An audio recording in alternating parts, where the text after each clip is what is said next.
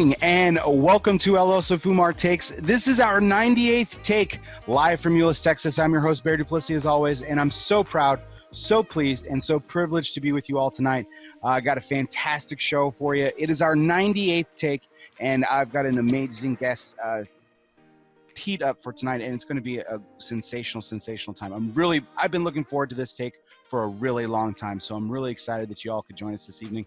But before we do get started, and before I do introduce our esteemed guests, we do have to thank the people that make this show possible, and that, of course, is our sponsors. And tonight's show is sponsored by Drew Estate. Earlier last month, Drew Estate announced the release of the Herrera Esteli Norteño Edition Limitada. Drew Estate announced that they would be re-releasing the famed cigar that is a favorite among all cigar connoisseurs and retailers alike. It was originally released in 2015. The Herrera Esteli Norteño Edición Limitada showcases extensively aged tobaccos from the Esteli and Yalapa regions of Nicaragua, coupled with the spicy Honduran binder and rich, bold Mexican San Andreas wrapper. Packaged in 15-count boxes, this 7x48 box press Churchill features a unique Norteño blend, allowing for a smoother and complex smoke. Drew Estate Master Blender Willie Herrera notes, the Norteño Edición Limitada is a killer stick, bro.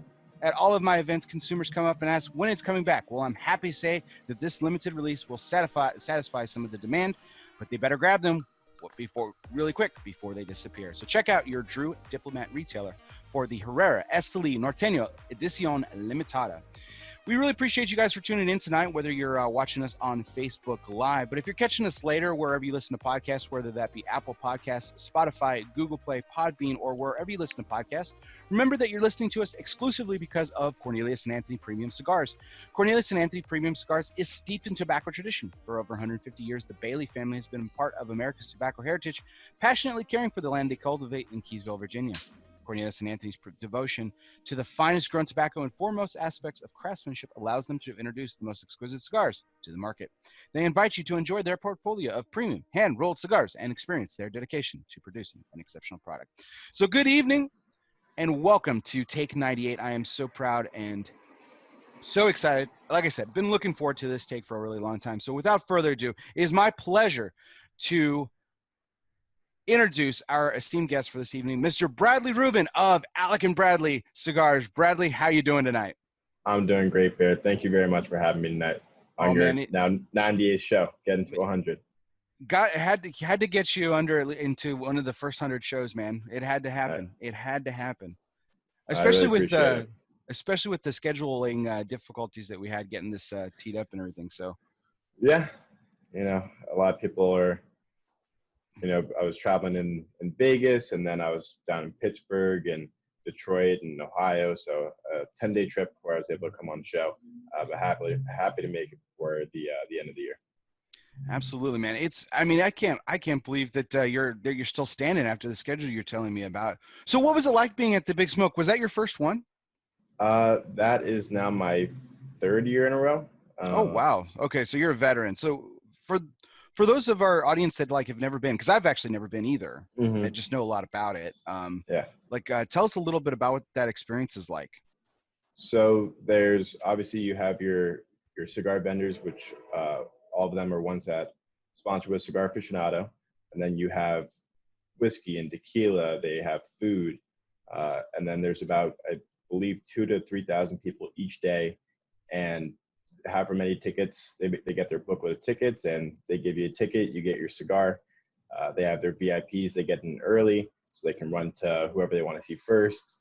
Rocky usually has a pretty big line. We usually have a pretty decent line as well. So a lot of people are splitting up and dividing, conquering, and trying to get through those long lines as early as possible, get all your cigars, go enjoy the food, go enjoy the drinks, and it's a good time. And then you got Vegas. Can't go wrong with Vegas. So I hear mixed reaction about people when they go to Vegas and stuff. So I think there's this, either people love Vegas or they don't like Vegas. I don't think there's anywhere necessarily in between. You've been you've been often for, before you were legally allowed to do anything and stuff. So you've spent a lot of time there. What are your impressions of Vegas in general? It depends on the type of person you are.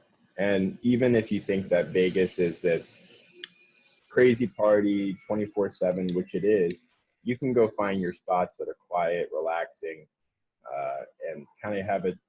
I think everyone can have their own experience, but for the people that don't like the crazy experience, they think that's what the only thing that Vegas is. But there's so many parts that are off the strip as well where you can have a good time, have a different experience. I mean, go to the Grand Canyon a couple hours away. Obviously, it's not Vegas, but there's plenty of stuff to do there, and I think people only think that only one thing happens in Vegas. Well, whatever it is that they always, as they say, whatever happens in Vegas stays in Vegas. I totally agree with you though. It has become a lot more family friendly and stuff, but you probably don't even notice this thing because you don't have children, and I'm going to sound like an old man here. But the one thing that still blows my mind the last couple of years that we've been out there for the trade show is like we'll be out, we'll be wrapping up, after parties and events, and we'll be heading out, we'll be heading back home like 2:00 in the morning, which is still relatively early by Vegas standards, right? But like the thing that still blows my mind is like there'll be parents walking around with their kids in strollers at like 2:00 in the morning, and I'm like, oh my.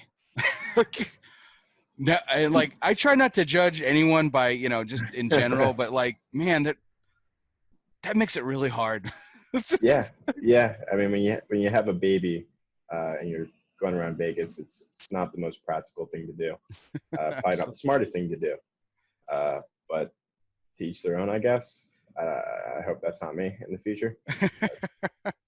Well, actually, bro, speaking of the trade show, this was the second trade show for Alec and Bradley, Cigars specifically, and you guys released your second release last year, of course, was the Blind Faith, very aptly named. Love the name. I think I go back to it every time I think about that cigar. I'm like, just what a killer name to come out, swinging for the fences with. It was awesome. Really, really well done. The cigar is incredible. I really enjoy it. But you guys. It's what we're actually smoking tonight. I'm smoking the Toro format. You're smoking the Corona, which I told you that I've been really enjoying lately. But the Gatekeeper is the second release from Alec and Bradley. And so, I mean, as the story goes, Brad, we've been talking about this cigar. I mean, I think the moment that I touched our hands this past summer. Blind, you guys worked with the legendary Ernesto PEREZ-CARRILLO Jr. So why don't you give us the rundown on this cigar and how, from your perspective, how it was born and why we're enjoying it today? Yeah. So the story is not necessarily a long story, but it took a long time in the making. So for me, I'm a big fan of Ernesto's cigars. I know you are as well. I know me as well. Yes. I know Coop makes fun of me all the time, calls me a fanboy. I know he is one of your favorites, if not your favorite. And so after I graduated college and I started working at Alec Bradley, I wanted to start smoking everything. I was only smoking Alec Bradley during college. And so I started making my way through some cigar lines. And eventually I got to E.P.CARRILLO. Tried about 5 or 6 different cigars from E.P.CARRILLO. Fell in love with the Dusk and fell in love with the La Astoria. And I was a fanboy as well. Later to come, I believe it was my first or second Cigar Fest, and my father is speaking with Ernesto, and I fanboy, and I'm like, but I see that it's a serious conversation, and I know not to walk up and disturb them, and I've always thought that Ernesto was kind of like a grumpy man. He doesn't look like the most approachable person in the world. And so I asked my dad, like, you're friends with Ernesto? And he's like, yeah, like we're good friends and blah, blah. And I was like, do you think he would want to make a cigar with us? And he's like, maybe, like I'll talk to him. And he was interested, and that obviously got me very excited. And then later to come was Cigar of the Year. And my father calls to congratulate him. And Ernesto asked my father, what do I do now? And he said, stay at the factory, make sure production is going smoothly, and only focus on yourself. And he said, well, I still want to work on the cigar with Alec and Bradley. So that was kind of when it started officially. And then only to go down to the Dominican, go to Miami to his offices, work on the cigar, kind of go off of some stuff that I like of his, and same with Alec, that we both really appreciated. Both love his TAA cigar as well. And so we went with The previous the years, wrap. right? Not the box press last story, but Mhm. the one with the Yeah, Habano stock cut. Yeah, that was great. Oh god, that was a good smoke too. exactly. So we love the profile of that cigar.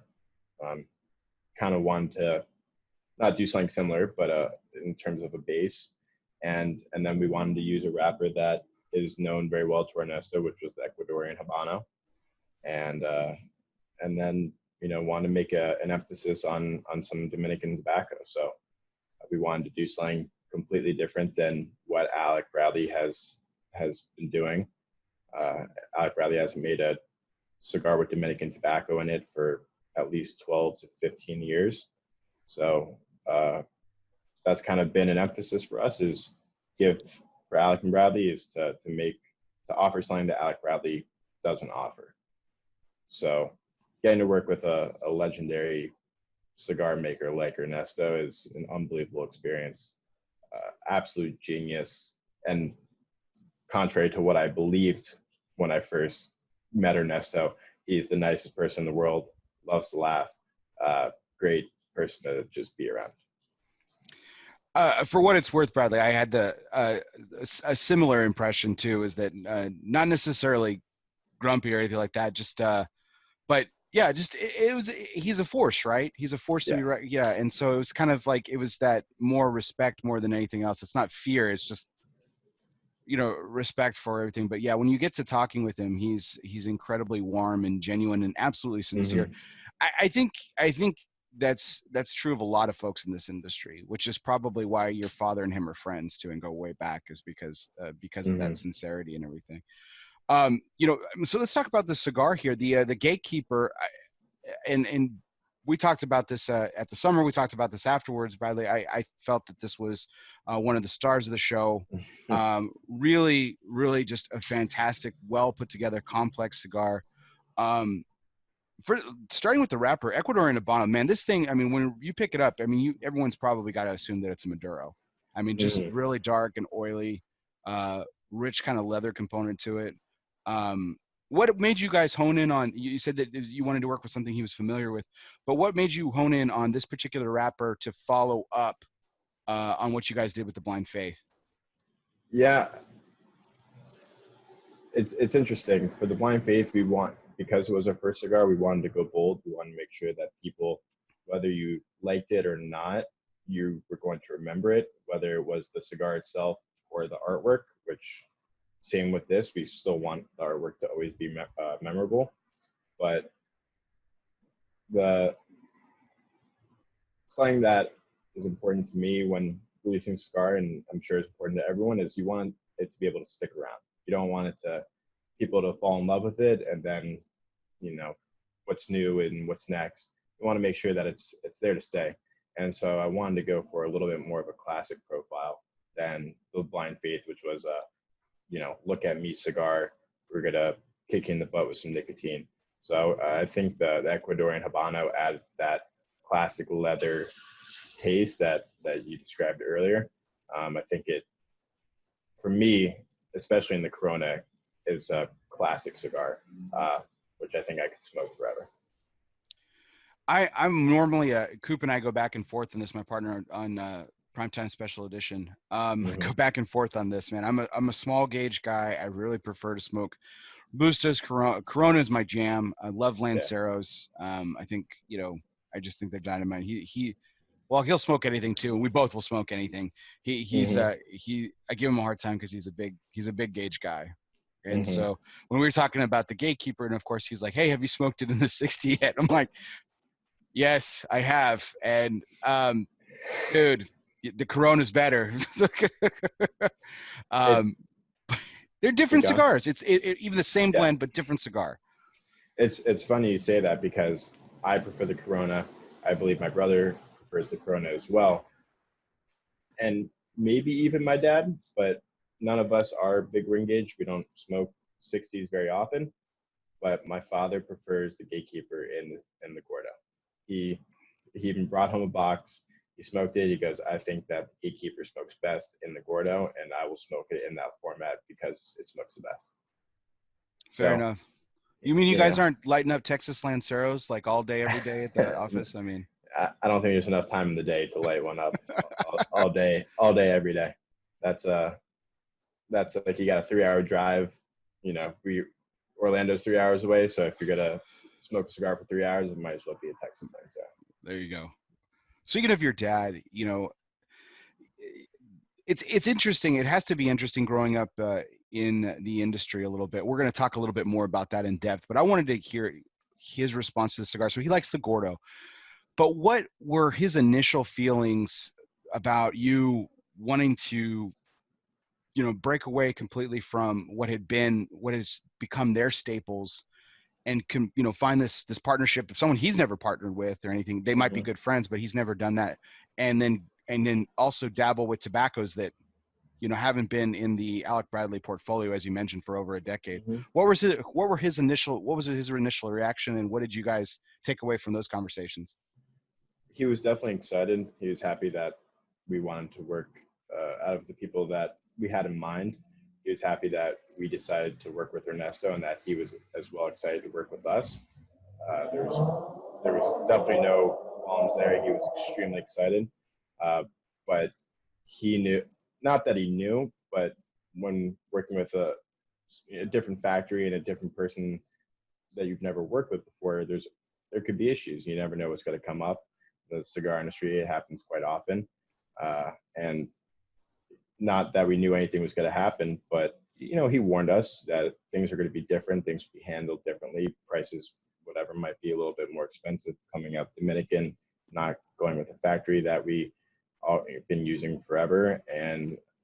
But he thought it was a great idea and said, go for it. You know, this is your guys' decision. It's your brand. What you want to do with it is your choice. So be prepared for growing pains, but you know, do your best. And he was really happy for us. That's terrific. It had to be.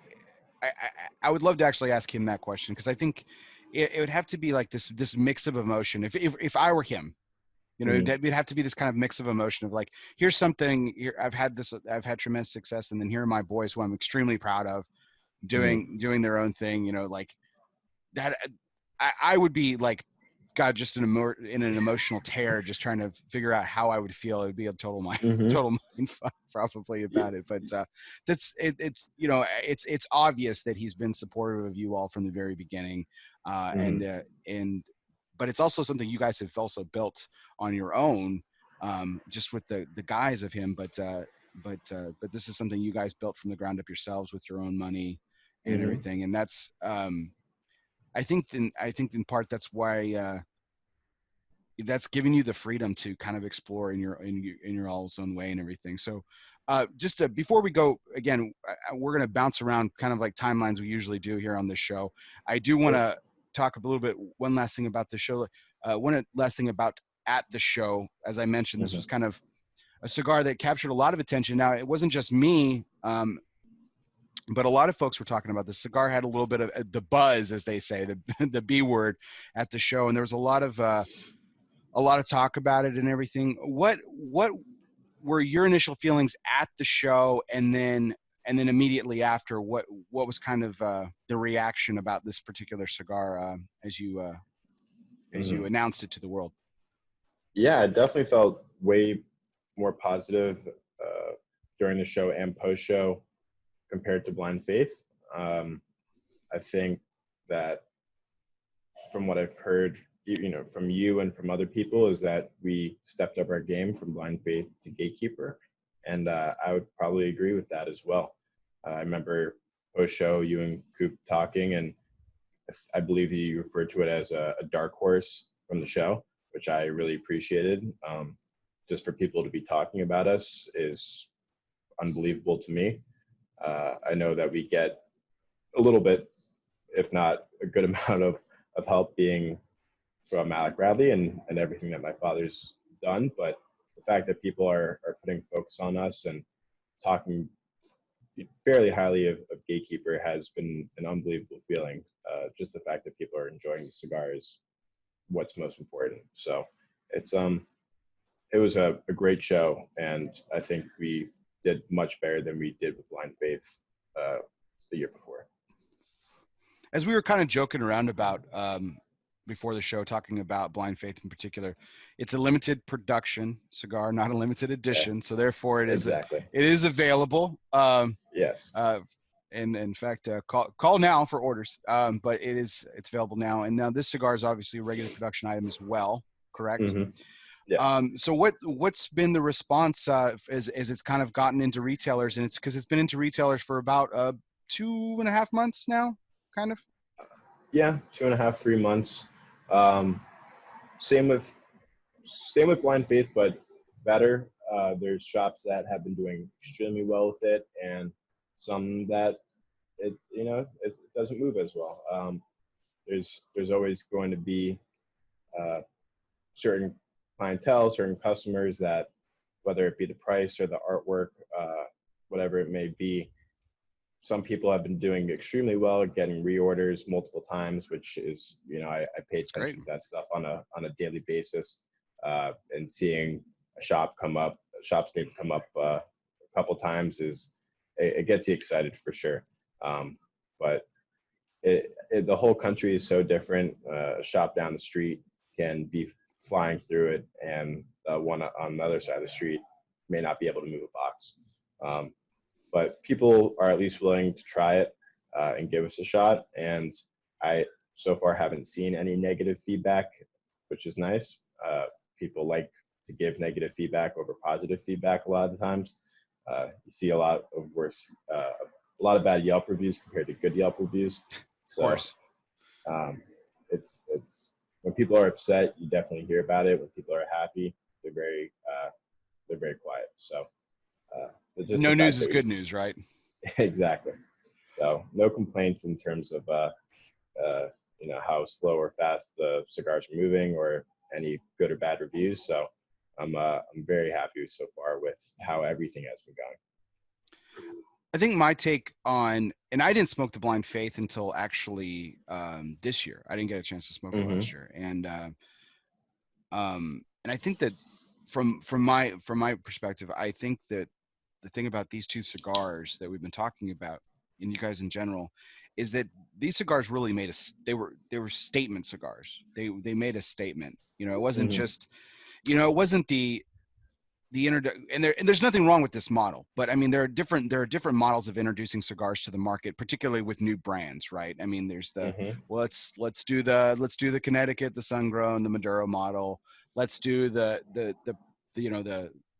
three Vitola line and everything. There's nothing wrong with that. That's worked for a long time. And then there's other people who have had good success with lesser degrees in terms of introducing cigars to the market. And I think this is a prime example and a great mixture of the two.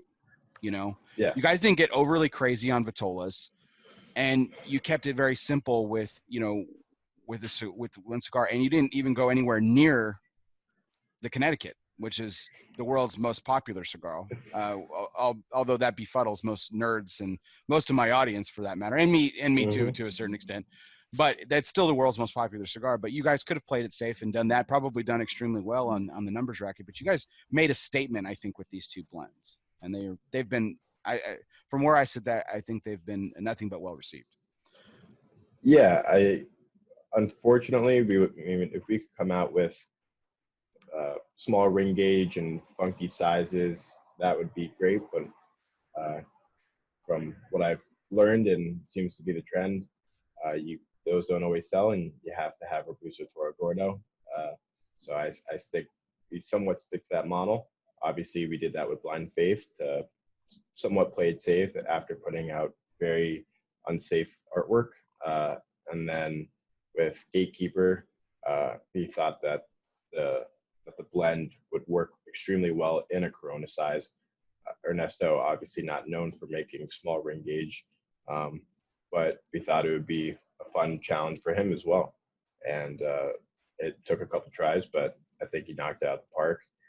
And again, would love to introduce more Lanceros and more Coronas and more Solomones or Perfectos and, you know, interesting sizes. That, I mean, to put out something interesting and unique is always the goal, but Got to keep the lights unfortunately, on, right?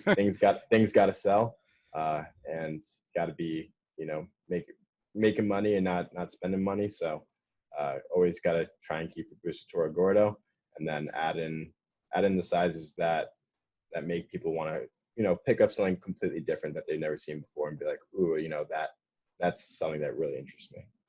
Well, not to get too cute here, Bradley, but I mean, would you say that almost that the Gatekeeper was almost a lot of blind faith? Again, here's your guys are dabbling in Dominican tobacco.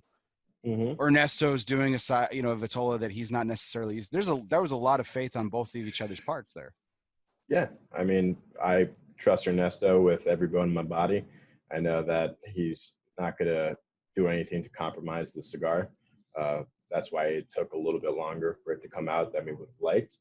Uh, you know, also weird issues with shipping from the Dominican, and some box issues as well. But those were kind of the growing pains that I was talking about earlier. But this is what happens. Never expect anything to go right the first time.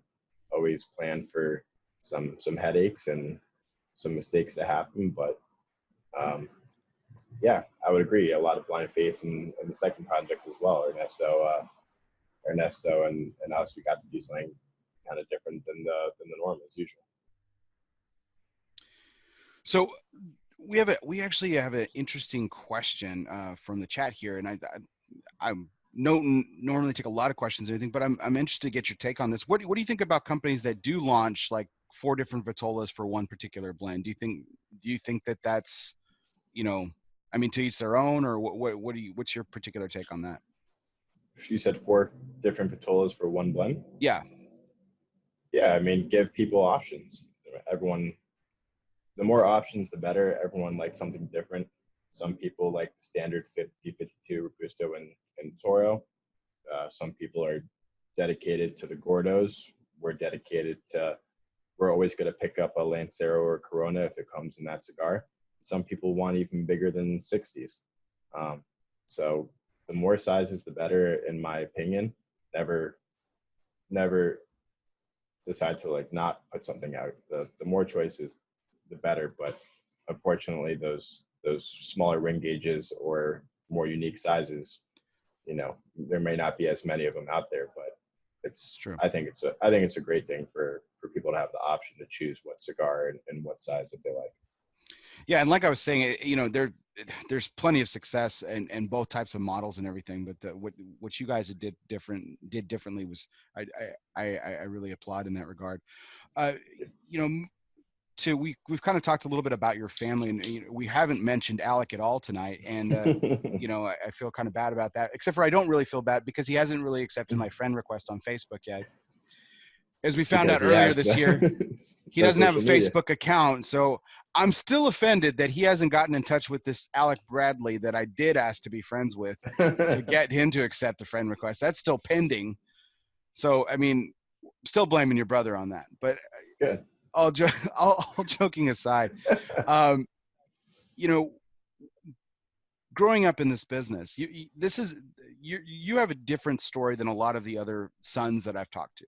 You know, their fathers are, you know, second, sometimes third generation folks that have been in the industry and everything. And you guys are second generation, which is certainly nothing to sneeze at. That's amazing. I think it's awesome that when your father started this company, naming his company after his sons, you know, that, you know, a couple decades later, you know, his sons would pick up the baton and kind of run with it and carry the torch, so to speak. So, but kind of growing up, did you, and when you were kind of, and we'll see what we were thinking about when we were talking about going into the cigar business, but did you ever feel like you were in your father's shadow or even your brother's when it came to cigars? Not necessarily. Well, everyone in the industry has been very welcoming of me. I remember my first big smoke, and my father was talking to a bunch of very well-known cigar makers and some other people that I didn't necessarily know, but kind of a group of 5 or 6 people, and not necessarily anyone said, "Hi, nice to meet you. Who are you?" Whatever. Maybe they knew I was my father's son or not. But now that I've been in the industry a little bit more, people know who I am. A lot of people have and do confuse me with Alec all the time. We do look somewhat similar, but not, I don't believe that similar, but 50-50 chance. But I don't think I'm in the shadow of my father or Alec. But my father's been doing this for a long time, and as we talked before the show, a lot of success, and that some of his failures as well. But yeah, I mean, he's done a lot, and hopefully I can do something similar or more, or just up to par. That's always the goal. But just to leave a mark on the industry is what I hope to achieve at some point. As we kind of talked about before the show, Bradley, we wanted to, as much as you and Alec are a team and part of the Alec Bradley team itself, as a whole, and you got amazing people that you work with on a daily basis and everything. The reason I like to break up partnerships on these takes is because I like to get the person's perspective. When a team is together that works, it's great, and there's nothing. You guys have obviously had success, and that's been tremendous. I like to get the individual person's perspective on it, and where they're actually coming from and everything, because as much as you can be on the same page with somebody, especially your own brother, there's always personal motivation involved with what you're trying to do. So, so to that point, why cigars, Bradley? Why did you want to follow in the footsteps, man? What was it about this industry that drew you in? Well, ever since I was little, my father, as he traveled and worked and made the time that he could for me and my brother and my mom.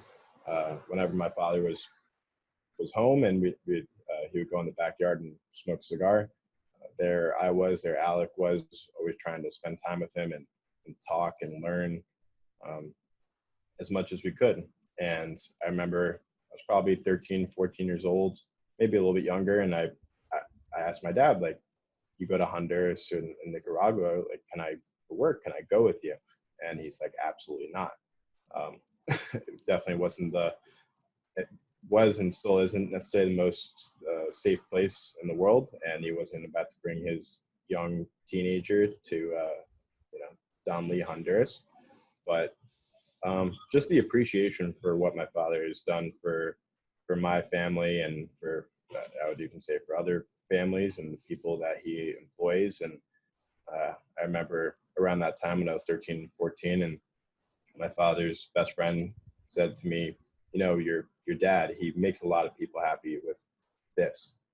And I think that's when I really understood what it is that my father did. And I think that is give people the time to relax or be happy, or whatever it is that you get out of cigar. That's kind of what it was for me, is my father's provided me and my brother and my mom with so much, and so many opportunities and fun and cool things to do and people to meet. And if I have the opportunity, if for whenever I have kids, if I have the opportunity to do that for them, then I'm happy. That's what really drew me in, is the possibilities of what I could do in the future. On this Sunday, yesterday was actually Small Business Saturday, and Small Business Saturday means a lot to me as an individual. My father owned a small business for a time. My grandfather owned many small businesses throughout his lifetime. And in my day job, I work with small business owners, and the same could be said about this job too. I talk to small business owners all the time, and not to rekindle the debate that the three of us had on a previous show about, boutique cigars, not getting into that. We're not getting into that tonight. But there has to be something you said caught my attention. The ability of what your father has done and built, and what you now are doing in creating livelihoods for not only yourselves, but for so many. Mm-hmm. It has to be just incredibly satisfying. Yeah, I think it's satisfying, and I think it's very daunting. I think my father, and I don't want to speak for him, but I think it's not something that hangs over his head, but it's definitely in the back of his head. He realizes how the people that we employ in our 10, 11 salespeople, and then 12, 13 in the office, and then the people in Honduras and Nicaragua. Raíces Cubanas being our kind of our main home factory in Donley, Honduras, and the many pairs of rollers and people that work there, and all the people involved with Raíces. There's I think my father takes a little bit of not ownership but responsibility and making a good cigar that sells well and that people can make as much as they can of, and keep people employed, because in Honduras they're so happy just to have jobs, and if we can keep their jobs and provide more jobs, then that is, like you said, a very satisfying and a very good feeling to have when you employ people. It's pretty special. I might be answering my own question here as I kind of navigate through this next one, but we've spoken a lot about your father tonight, and no doubt it has to be, as a father, and from what you've spoken about him too, I know he's immensely proud of you, both you and Alec, and this company that he started over a couple decades ago, naming his own company after the two of you. Mm-hmm. Lo and behold, years later, here you guys are making your own cigars. It brings about the question that I've always, and I told you I don't want you to answer. I told you this was going to be a question before the show, but I didn't want you to tell me the answer because I wanted to have a natural reaction to it. So, but why keep the name Alec and Bradley? So there's a couple reasons. The first is the most simple. One, I don't think I could have thought of a better one. We thought of some names. I don't think you're giving yourself enough credit there, but okay. And then there's also the issue, which I think everyone kind of in the industry knows that we have, is that everyone thinks that my father is Alec Bradley. So by making our company Alec and Bradley, people will start to question, like, oh, I thought it was Alec Bradley. Maybe do a little bit of research on the phone, check out Wikipedia, and say, oh, Alan Rubin is the owner. He decided to name the company after his two sons. So a little bit of an education course as well, so we can, get Alec and Bradley, so people know who we are, understand the story of how the company started and why it was named after us, and just kind of have everything come together. And now that my father is not traveling as much, and Alec and I are both on the road now more often, people can now know who we are, get excited about coming to our events and trying some of our cigars. So a little bit of a crash course for people that don't know the story of Alec Bradley. Speaking of the beginnings of Alec Bradley, I want to make it one of our life's missions to sit down together, the three of us, and share some bogey stogies is what we need to find. And I don't think we could find those anywhere in the world. My father has zero. I've never been to even places that have a bunch of old stuff lying around. Alec usually finds those places too, but I've never seen one. I've never seen anyone smoke one. I don't know. I know very little about that cigar at all. But I actually did bring, because I always try and bring and smoke something special on the shows, whether you're on the Coop or whoever it may be. So after I am almost done finishing this Gatekeeper, and I've never smoked this before, I will be smoking a Trilogy Exotic Maduro. Oh man! And it's not the triangle press, but it is a torpedo. I've never had it before, so hopefully it hasn't lost anything. So I'm excited What to a try blast from the past that is. Whew. it. Nice. Yes. Nice. Absolutely.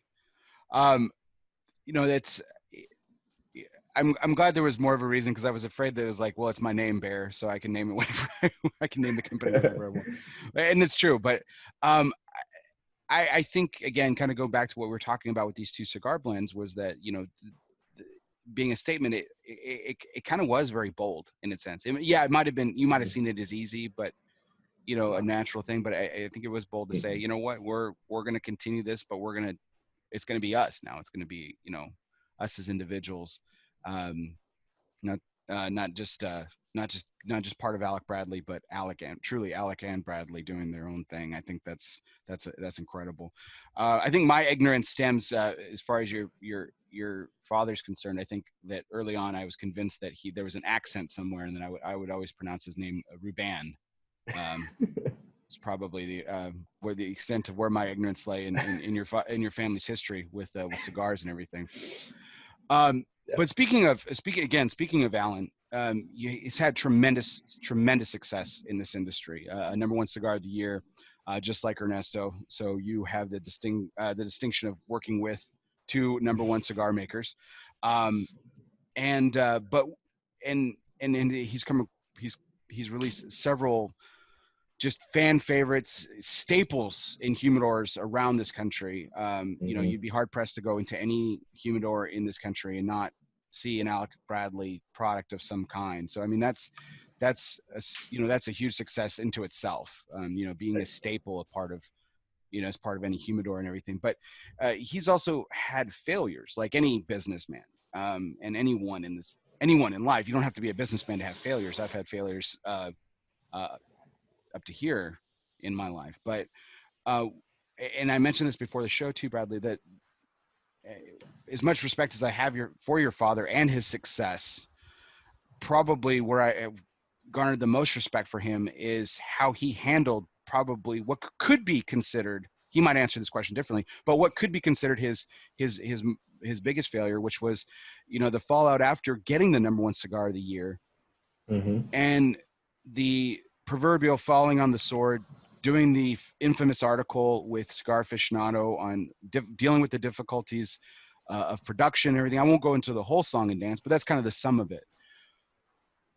My question is what have you learned from his vast successes, and what have you learned from that pretty significant failure? Yeah, I mean, it was a pretty eye-opening thing for me to hear. I was just getting into, I think, a sophomore in high school when he got #1, and with the post fallout. But those are the things that you take away. You learn a lot. Obviously, you learn a lot more from your failures than you do your success. So that's a big takeaway. And for me, it was one, being just honest with yourself and honest to the people that buy your cigars. So I think to do that was to get a lot off of his chest. I know that he told me helped him sleep at night. So it that stuff doesn't go unnoticed. I still have at Big Smoke. I had someone mention the article last year. I stopped in at a Vegas shop, and a couple cops and chiefs of police are hanging out, smoking a cigar, and we kind of sparked up a conversation. And one of the officers was like, "Yeah, I read that article that your father did in Cigar Aficionado, Life After #1, and his failures. And I just have the utmost respect and appreciation for what he did. Not a lot of people would want to do that." And so to hear it from, I have my own personal feelings on it, and to have people come to me and mention it and have that same appreciation that you have,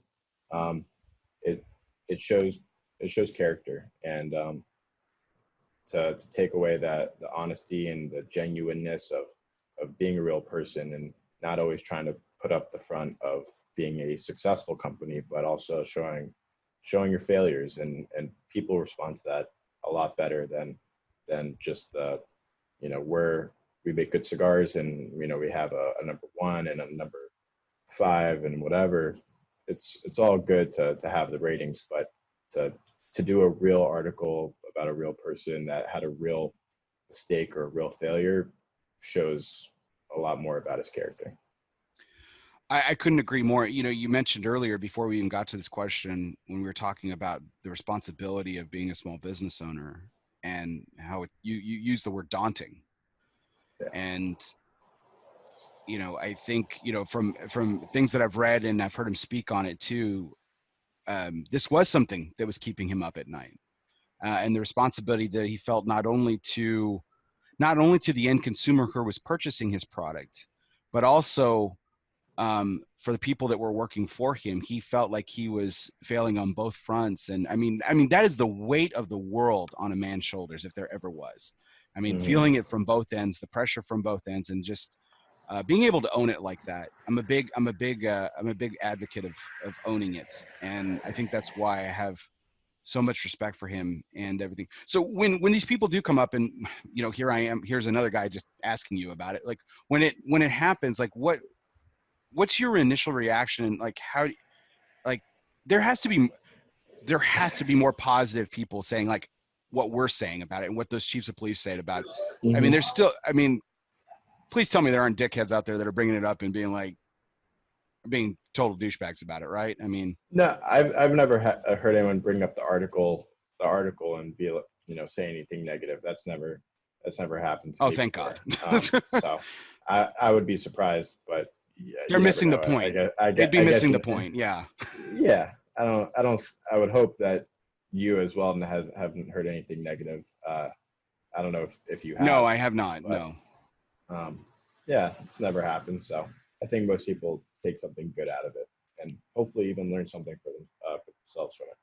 That's terrific. So with that, I mean, the question I have is, if that failure didn't happen, does Alec and Bradley exist? I would hope so. I think so. Who knows what path we would all still be down. I don't think the article for me changed anything in my head that I didn't already know. So not necessarily the article, but the lessons that he learned from it and therefore taught you guys about. Yeah, I mean it's a good question. I don't think that.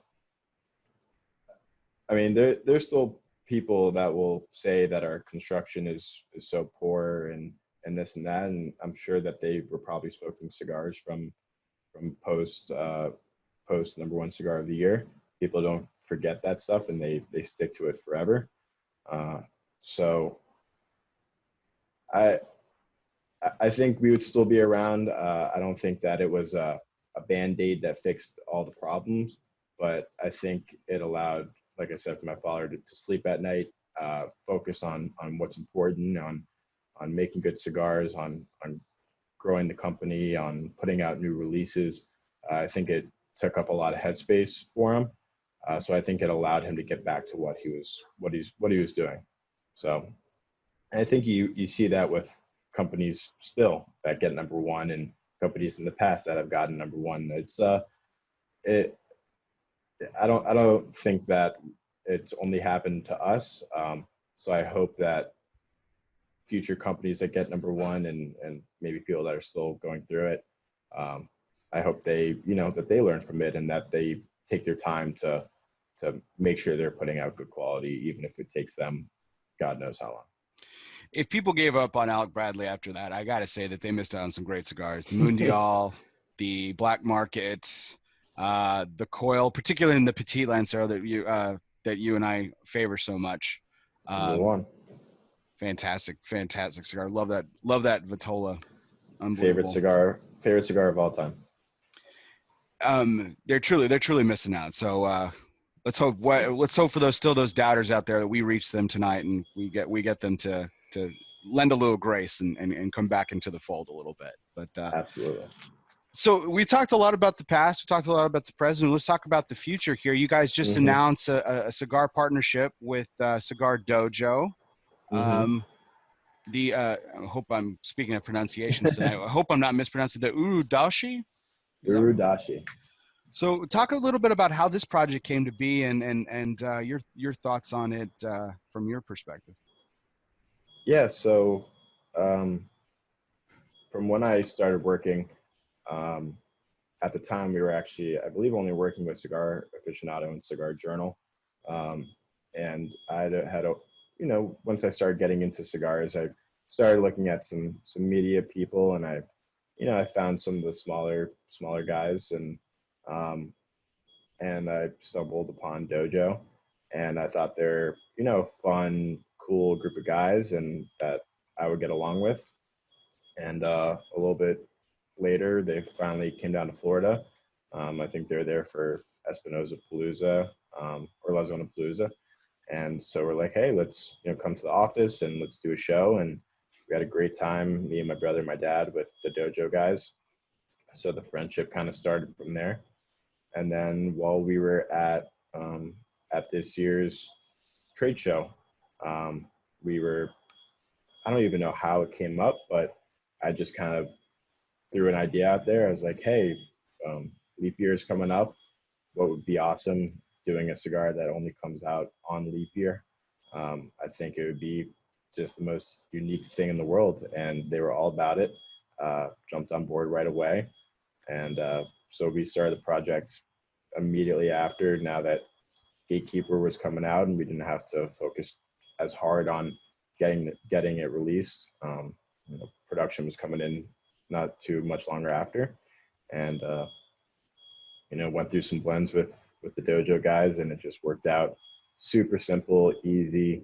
Found a great cigar for the project, and I think coming out with something that you can only get once every 4 years will be a fun project to continue to work on in the future. So and I know that some of the details have been released, but what can you tell us about the blend and where it's manufactured? So it's being made at Raíces Cubanas in Honduras. It's kind of got this great chocolatey flavor to it, a little bit medium plus, and our standard kind of 52 by 6 Toro. And I thought we gave them a couple options. I think Alec had his heart set out on this one. He was hoping they would pick it. I had something a little bit different in mind, but Eric and Jordan, they jumped on this blend, and they're like, this is definitely it. So they stuck with Alec on that, and I think it's going to work out great. Tremendous. I know that some of the releases that they've been doing as a team have just been so widely praised, and they've been able to do some really great things with a lot of different companies and stuff. So it's really cool to see them breaking out of the fold too. Because if I'm probably going to step in it here, I don't think they've done anything with a Honduran-based manufacturer yet. Mm-hmm. I could be wrong about that, and I apologize to my friends at Dojo if that's the case. But I think you're right. I think you're right on that as well. But come full circle on that. A little blind faith. Little blind faith. That's cool. So not necessarily with maybe media circles, but we talked obviously with your partnership with Ernesto, with the Gatekeeper and everything. Are you guys seeking any other partnerships with blending other future cigars? Is this something y'all have talked about? What does the future hold as far as that's concerned? Right now, we've talked about it, and it's something that we definitely want to continue with. I think, and we think, that people like to see different manufacturers working together. You kind of get two, good heads working on, or for our case, three good heads, hopefully, working on one project. And while three people working on the same thing can make things a little bit more difficult, we think that comes to the best conclusion. That's why earlier when you're saying that Alec and I are a good team, I would say that we are and we aren't. We butt heads every single way until the finished product, but I think that gives us the best outcome. So yeah, continuing to work with different manufacturers and different brands that will provide us, again, something unique that Alec Bradley doesn't offer, and we can make something fun. That's a big focus for me and Alec, is to make cigars that are fun. I think sometimes that gets lost in some releases. I think this, providing story and maybe teaching someone something, whatever it may be, which we're working on our next release right now, and it has a great story to it and something that people can learn from.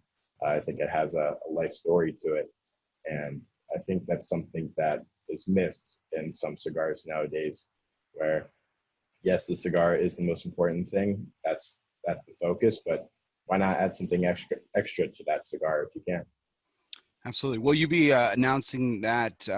Will that be announced prior to the trade show, or will that be announced at the trade show again? I think we'll announce it prior to the trade show. Terrific. I think so. Are you Maybe even release it before the trade show. terrific? Are you guys planning on going to TPE this year?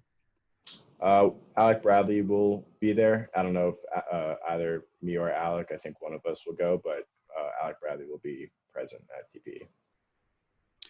To speak about your partnership, though, I think I was actually having this discussion the other day about you two specifically, and in a society today that is so afraid of debate and discussion and disagreement, it's almost better to be partnered with your brother, who you've probably given shit to your entire life and taken shit from, because at the end of the day, you're still brothers.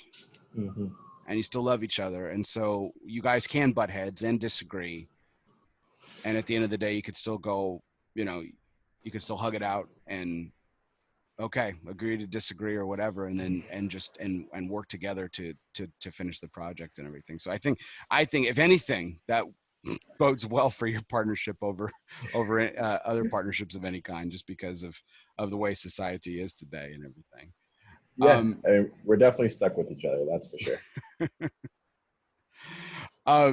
Bradley, I really appreciate your time tonight. It's been an absolute Mm-hmm. pleasure sitting down, chatting with you. I'm just so personally excited for the projects that you guys are putting together, what your company and what Alec Bradley is doing. I think is just doing so many positives for this industry. I just truly appreciate it from a consumer perspective, from a media perspective, and it's just something that I've really enjoyed. But before I let you go, we do have to do our curveball segment, which Okay. I always tell people it's kind of like a softball. Mm-hmm. It's not really a curveball or anything, but in the spirit, 'tis the season of Christmas and everything. This is the season of gifts and a gift giving, as well as gift taking and receiving, rather. So my question to you is if you could present Mm-hmm. a present to any celebrity, so let's call it a celebrity. It doesn't have to be a cigar celebrity. It just Mm-hmm. someone that's well known. What would be that Christmas present to them and why? Wow. So let's pick the celebrity and then pick the gift. Okay. And Okay. Celebrity. So, well, one of my favorite celebrities is a rapper, Action Bronson. Uh, he's kind of this jack of all trades, rapper, chef, has his own show. Just a weird, interesting dude. But the energy is just amazing. But in terms of the gift, that's the toughest part. That's a very interesting one. he's that guy that he's I think he's with he's with Atlantic Records, right? I think he started out with like Warner Brothers or something. Uh, And but he's known for hip hop, right? yeah, he's known for hip hop for sure.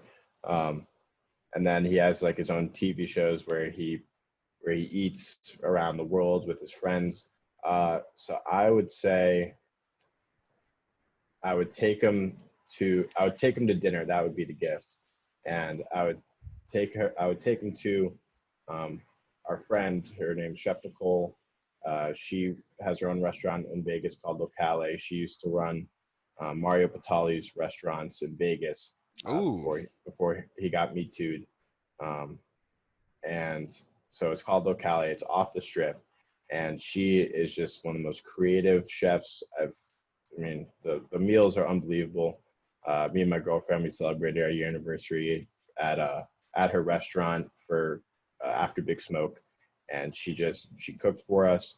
I think he actually has gone to her old restaurant, Carnabino, and so I would take him to the new restaurant and have her cook for us. So that would be my gift to the superstar Action Bronson.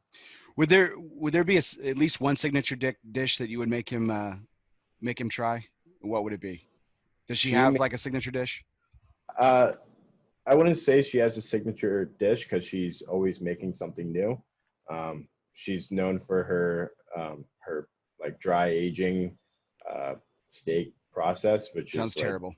it's like aged like 8-9 months or something like that. Oh my goodness. It's an unbelievable experience. When you're there for the trade show next year, if you have time, I definitely recommend.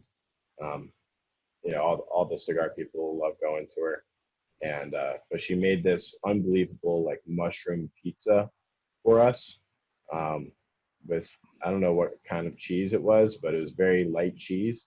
But I don't like mushrooms at all, but it was, I think, the best part of the meal when we were just there. So she Awesome. she does it all. That's really cool. It's really interesting that the relationships that kind of have formed like across these industries and stuff. Like um, I think of Javi Carranza of Plasencia and his friendship with Ed Reed. Yes. And the Gary Sheffield and Rocky Patel and like there's this all these cross-culture relationships that stem and it all comes down to these, and they are the world's greatest equalizer. I've said that so many times on the show. I've said that so many times on so many platforms. They bring so many people together and everything. Yeah. So to cap off this meal, I'm going to keep going with this theme here. So what cigar would you want to smoke with Action Bronson? Oh man. Would you pull out the Gatekeeper, the Blind Faith, something from the hallowed chambers of Alec Bradley from years past? What do you think? I would go for something I've only had one of. My father was given it at Cigar Fest. It was a Havana Sun-grown Lonsdale, and so he was gifted to. My father gave him to me, and then about a month later, brought him over to my father's, and we smoked them together. And 15 years later, it was just the most. It's a top 5 cigar I've ever had. Just incredible flavor still, even though it's kind of a light cigar, the strength was still there. Complexities were there. And there are places where you can still find them. So if you ever are out on the road and stumble across, or I think Alec even has a box or two, so I'll snag some from his box that he thinks everyone touches but no one's ever touched before.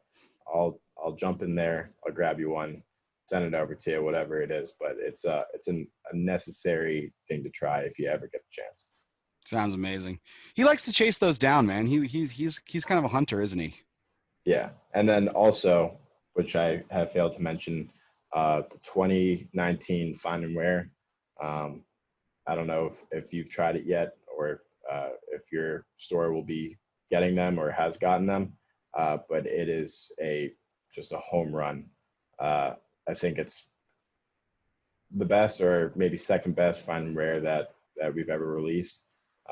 Has my grandfather's picture on it. He passed away about a year ago now, so we released it on the day of his death, on November 15th.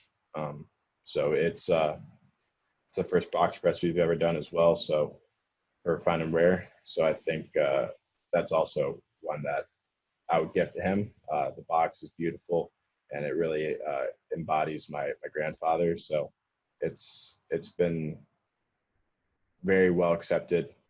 People I've seen online that are like, I'm not Alec Bradley fans, but this is a killer cigar. It's been very well taken so far, and I think it's a pretty special cigar. I have to say, this isn't just because you're on here, Bradley, and I'm not blowing smoke away. The Fine and Rare series probably has to be if not the most underrated, one of the most underrated series that's been out there in continuous production in its capacity. It's a limited every year and everything. Mm-hmm. And I think it's probably the most underrated because I think some of the finest cigars that Alec Bradley has done have been in that series. Just really, really well done. So if you hold this cigar in that high regard, no, I have not had it yet. Okay. Definitely need to try that as well. Was released a couple of weeks ago, so it should be making its way to your local retailer. Should check it out for sure, and check out the Gatekeeper, and of course the Blind Faith. Two tremendous cigars. They're two original releases from Alec and Bradley, and if you can snag them, do so. It's going to be an exclusive to Smoke In, right? The Urudashi will be an exclusive to Smoke In. Yes. In collaboration with Cigar Dojo. So check that out. Our good friends over there at Dojo and at Smoke In for that particularly fine cigar. Available this leap year only. So, exactly. Wonderful. Great concept. Bradley, thank you so much for sitting down with me tonight. You've been running ragged the last few weeks, and to cap it all off, this was Thanksgiving week, and for you to sit down with me was just an absolute treat and a pleasure. I know you're anxious to spend some time with that amazing girlfriend of yours, and so I won't keep you from it too much longer. But thank you to our audience for sticking with us tonight. We had a great time talking with Bradley Rubin of Alec and Bradley Cigars.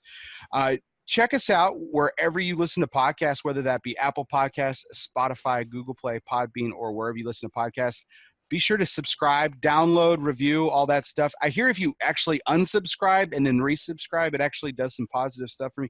Just don't forget to resubscribe. That's key. That's key. You don't miss the mark on that.